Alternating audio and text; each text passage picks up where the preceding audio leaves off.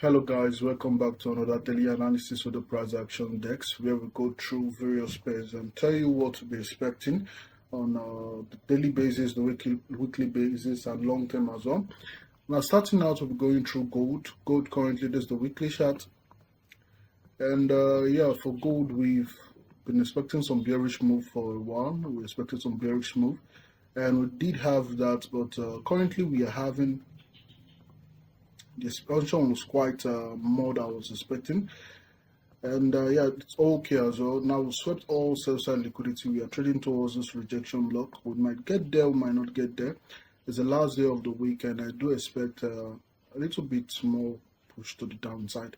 Now going down to the daily will see more key levels. Now we've seen how order flow has been respected, inverse fair value gap, order block, trade back to the order block, displacement. Now we are trading within this fair value gap right now. Currently we are reacting, and that's very beautiful. Now personally for me, I do want to see price keep pushing lower. I want to see price pushing lower and possibly back to this rejection block. But yeah, price might not do that as well. Now same thing for yesterday. I think I called out a projection yesterday that we'll be trading back into this fair value gap, and if we do trade back into that level, I won't be expecting to take sales for that day, and exactly it did that. We traded back there. I did not engage. I did get a trade yesterday. I think throughout this week I've only gotten one trade, which was on Monday. No trades here, so hopefully we'll get a trade today. Now, like I said, I'll be expecting lower prices on gold for today. If I don't see that, I won't be engaging on buy trades, just sell trades, at least for London section going into New York section. Now going straight to the dollar index, it did something very, very unexpected for me, at least. Not, I won't say really unexpected, because I did also say I'll be looking out for possible 50-50 scenario. You can go through the previous videos.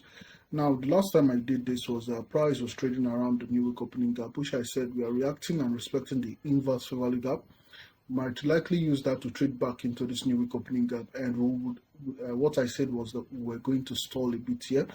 I was not expecting price to just run back to fill this volume liquidity void, and yeah, we did that on yesterday. We swept Wednesday high and had a huge displacement, which I was not these huge displacement. I was not really expecting that much move, but we did get that. Broke below and closed below some previous weeks new week opening gap, and we did have a test of that level, and we're currently displacing. Now, what do I expect from that? I do expect price to, currently this is a rejection block right here. We're here to show significant rejection of that level, but if we keep on pushing lower, this is definitely an objective I'll be aiming for on the dollar index. That's very beautiful. Right now we're having a reaction based off that rejection block. I'll be keeping an eye on that, and if we keep on pushing, if we do close below the open of this candle, I'll be looking for price to trade back to the sell side liquidity. That's the objective for dollar index, which can be referred back to the Euro USD and the GBP USD. If you're looking for shorts here, you're looking for long day. And yeah, last but not the last, we'll be going through the